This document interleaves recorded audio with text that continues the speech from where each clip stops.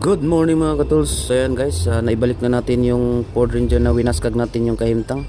So nakabit na natin yung cylinder head at na balik na natin yung timing niya, yung timing chain. So ayan guys, yung ano niya, location ng timing nito ay diyan lang oh. Diyan. Itong butas na to, may butas din diyan sa loob. So lagyan niyo lang ng ano, tin na bolt, tapos ito. Yan. Yan yung arrow niya. Ito naman sa kabila, yan. Ito linagay ko lang yan.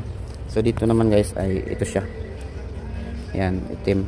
Tapat nyo lang dito sa bolt to, yung butas na yan. Sa pulley naman ay tapat nyo lang tong butas na bolt na to dito, yan, yan. At ito naman tapat nyo dito, straight nyo dito,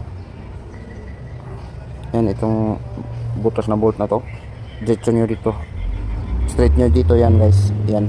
Pero kung may timing tools kayo ay mas mabuti. So ayan yung timing location ng ano guys, Ford Ranger Wildtrak 2.2.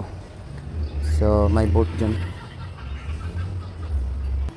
yan lang yung guide nya, yan, yan, may butas yan. Lagyan nyo lang ng 10mm na bolt, yan.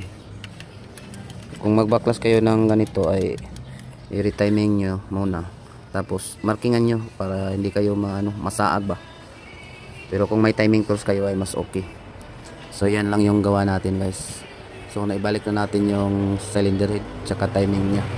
So yung concern nito mga tools, overheat siya kahit saan na lumalabas yung tubig.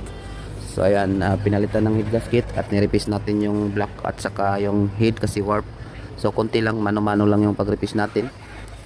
So ayan lang guys yung ano natin video for today.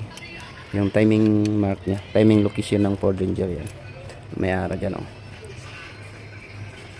ayan pat nyo dyan, yan.